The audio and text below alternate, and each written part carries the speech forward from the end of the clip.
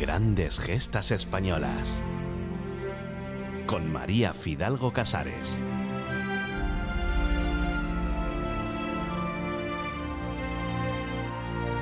La extraordinaria trayectoria industrial de Eduardo Barreiros no admite parangón en la historia de España. En ningún caso confluyeron con semejante intensidad la inteligencia natural, la condición de inventor y tecnólogo, la superación personal, la valentía, la capacidad de liderazgo, el ascenso social, el ser empresario de altos vuelos y una humanidad más que ejemplar. En La forja de un motor y La gesta del titán narrábamos el itinerario que lo condujo a la plenitud industrial. Ambos relatos configuran la dimensión verdadera de un hombre cuya obra transformó para siempre el horizonte del país. Barreiros llegó a fabricar el 40% de los vehículos pesados de España y a dirigir 24 empresas, que generaban 25.000 empleos directos y 100.000 indirectos. Entonces cada familia tenía una media de 4 hijos, por lo que puede afirmarse que más de medio millón de españoles accedieron a la clase media gracias a su impulso industrial. Pero más allá de estas cifras, que los sitúan entre los grandes europeos del siglo XX, como veremos, su legado más profundo fue moral.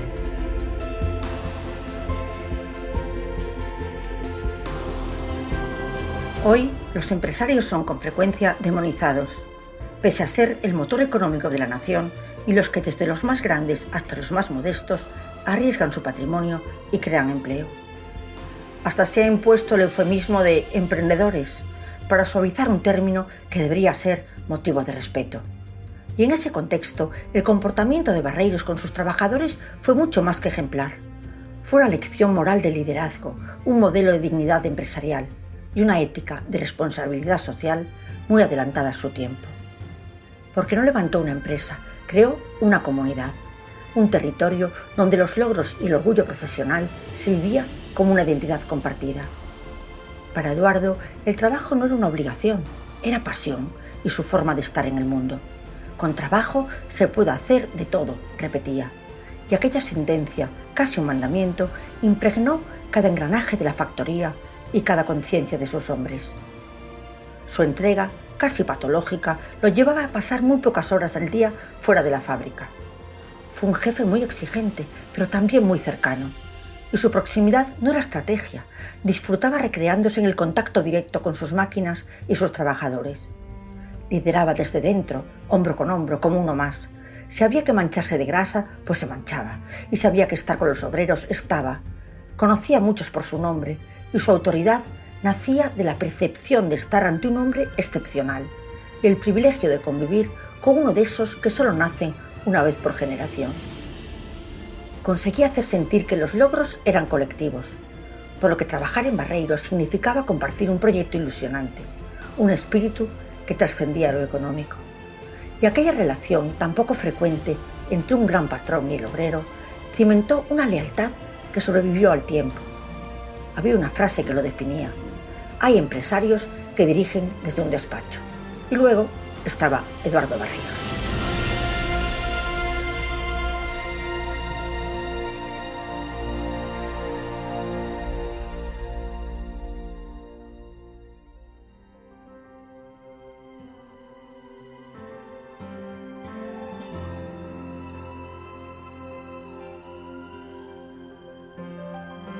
No hubo jamás un solo conflicto laboral. Jamás dejó de pagar los sueldos muy superiores a los del sector. Y todos los trabajadores podían ascender.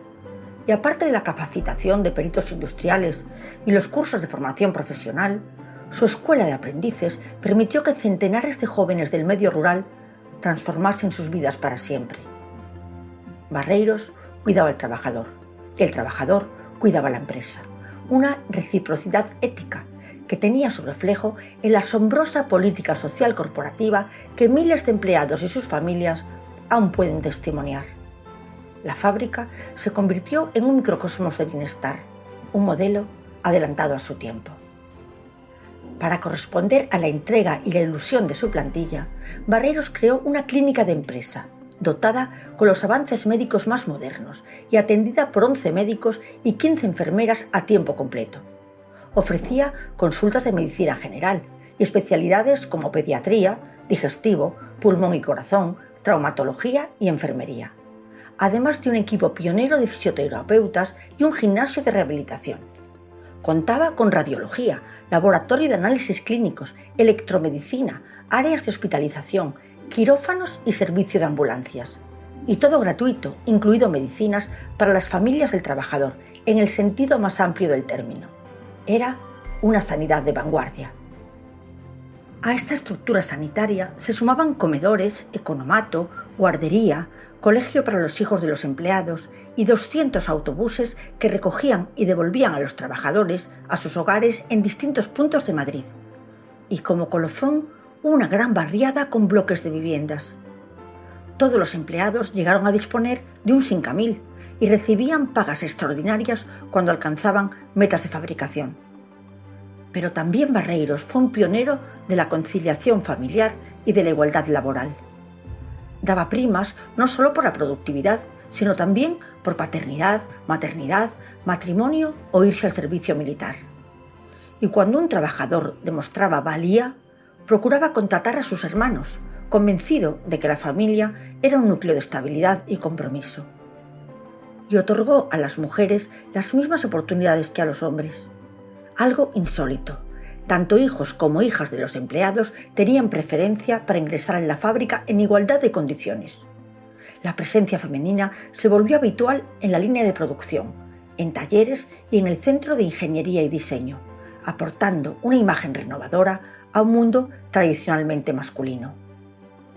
Para ellas y para las madres, esposas y hermanas de los trabajadores, creó guarderías y un programa preventivo contra el cáncer de mama, que incluía mamografías, en una época en la que aquello parecía ciencia ficción.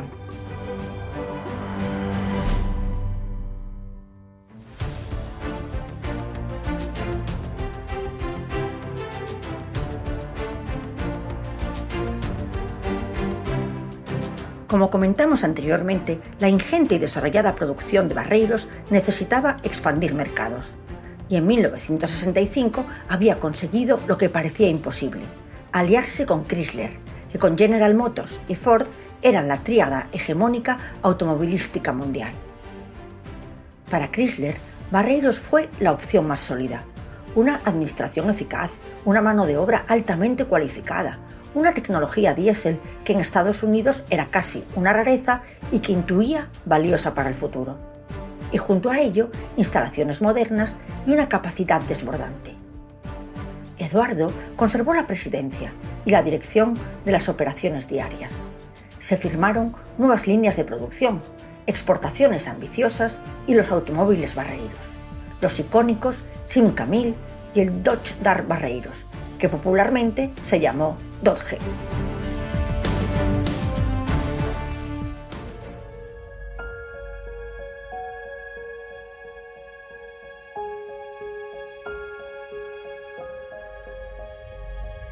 El Simca 1000 fue el automóvil que anunció la llegada de una clase media emergente, una nueva aspiración para las familias españolas, normalmente numerosas y acostumbradas al diminuto 600.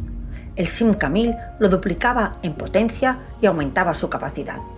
Y además, su agilidad deportiva lo llevó incluso a los rallies.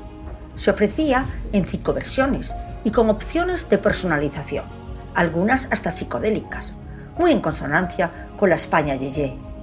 Y más tarde llegaría el Simca 1200, más grande, con tracción delantera, 5 puertas y 75 caballos. Un salto cualitativo que consolidaba la modernidad de la marca. El Dodge Dart Barreiros era un automóvil de lujo y calidad extraordinaria. Popularmente se le llamó el Aiga, ironizando sobre quienes acudían al concesionario pidiendo el más grande que haya. El círculo barreirista afirma que era el mejor coche que España podía ofrecer. Un escaparate de poder, un automóvil de representación para empresarios y altos cargos, una imagen deslumbrante con prestaciones inauditas, sólido, lujoso y con un confort por el que el tiempo no ha pasado.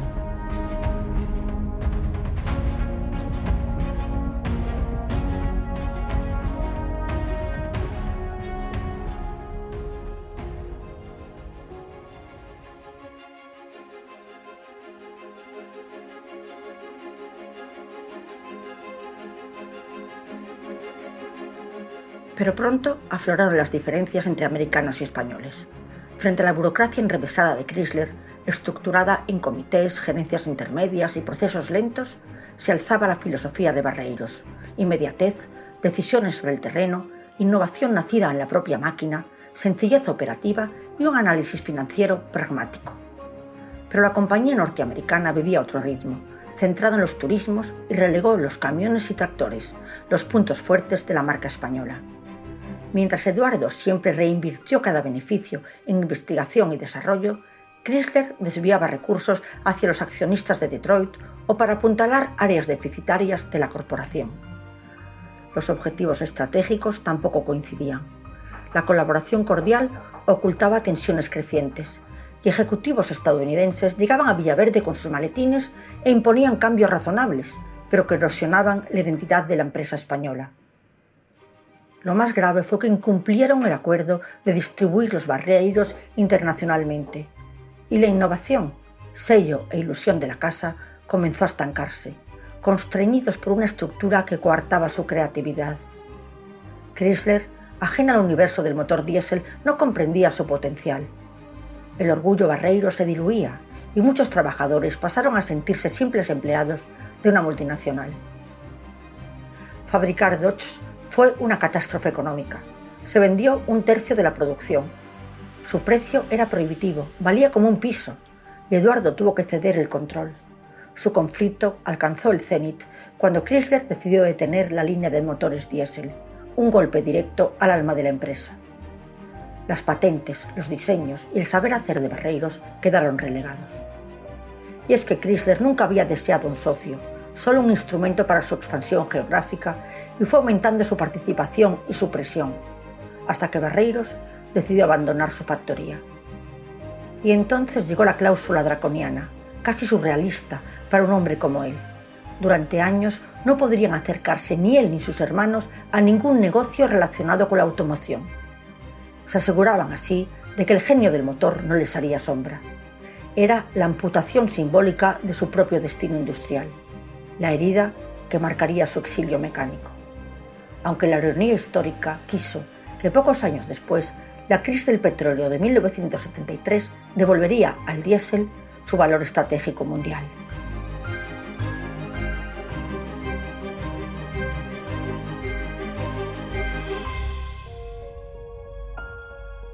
Así terminó el sueño industrial colectivo más audaz de la España del siglo XX. Barreiros emprendió nuevos caminos: bodegas, ganadería, siendo pionero de la inseminación artificial, inmobiliaria e incluso minas en Galicia y Fernando Po. Pero solo pudo volver a su ser cuando pudo regresar a los motores. Y fue en Cuba. Fidel Castro le encargaba la modernización de la maquinaria de Cuba si superaba una dura prueba. Los motores de distintas marcas debían funcionar 3.000 horas seguidas sin parar, es decir, 3 meses día y noche. Y fueron parándose, y la penúltima, la japonesa Nissan. ¿Y saben quién ganó? Pues Barreiros. Y allí se instaló. Y en Cuba vivió un renacimiento personal, volviendo a escuchar el latido de los motores, que eran el pulso de su vida. La empatía entre gallegos de ideologías contrapuestas ya había unido contra natura al cubano, hijo de un lucense, con el propio Franco o con Fraga Iribarne. Pero algo más les unía. Barreiros había sido un soldado requeté y un pelayo carlista. Y según Hugh Thomas, carlista había sido también el padre de Fidel. De hecho, su máxima identitaria, patria o muerte, está tomada del indómito general carlista Cabrera.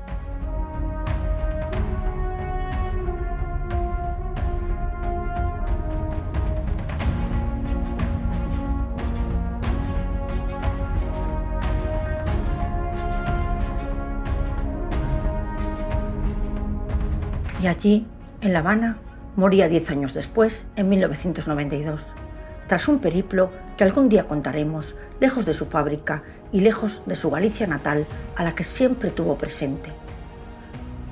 Pero murió con la certeza de haber escrito una de las páginas más extraordinarias de la historia española, técnica y sobre todo humana, porque la reciprocidad ética que le distinguió con sus trabajadores explica por qué, décadas después, en los homenajes, los supervivientes apenas podían contener las lágrimas. No lloraban solo al industrial, lloraban al hombre que les dio dignidad, futuro y orgullo, al jefe que siempre sintieron como el mejor de los suyos, y así lo transmitieron a hijos y nietos, el privilegio de haber formado parte de Barreiros Diésel. Muchos afirmaban que allí habían vivido los años más felices de su vida, porque aunque hoy las palabras parezcan desfasadas, le caracterizaba la bondad y la generosidad sin límites, algo perfectamente constatable en cientos de testimonios, algo que tal vez heredó de su madre, católica ferviente, o de su origen humilde, tan propio de gallegos que en la emigración prosperaban y se convertían en benefactores de sus pueblos. Barreiros prosperó en su propio país y 500.000 de españoles dieron un salto social trabajando en su proyecto.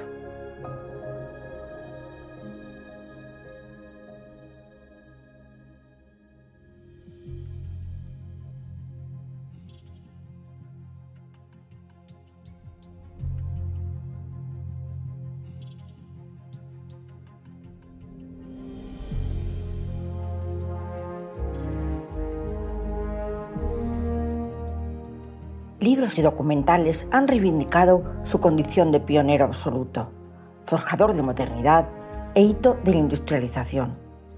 Los círculos barreiristas, el Museo de la Automoción de Salamanca y, sobre todo, la Fundación Eduardo Barreiros custodian hoy su patrimonio y preservan no solo la memoria técnica de una época, sino también la huella moral de un hombre irrepetible. Y este 15 de mayo, en la festividad de San Isidro, Madrid se convertía en un gran escaparate de esa memoria. Por sus calles desfilaron el Superazor Gran Ruta, el Abuelo, un camión de la legendaria gama Saeta, el Simca 1000 y el Alfa y el Omega de su epopeya, el camión ruso CIS-5, aquel 3 hermanos comunistas que acompañó a Eduardo en sus primeros pasos, y varios modelos del Dodge Dart Barreiros, emblema de su madurez industrial. Era como si la ciudad por un instante recuperase el pulso de aquella España que soñó con motores propios y los hizo realidad. Pero aquel desfile no exhibía solo máquinas, exhibía un legado, el legado de Barreiros, que continúa avanzando como uno de sus propios camiones, firme, noble y luminoso, hacia ese lugar reservado a los hombres que cambiaron la historia. Allí donde reposan los que como Barreiros se convirtieron en leyenda. Su nombre está grabado en la memoria de quienes comprendieron que en la historia de España hubo un tiempo en que un solo hombre fue capaz de desafiar a los gigantes. Grandes gestas españolas. Con María Fidalgo Casares.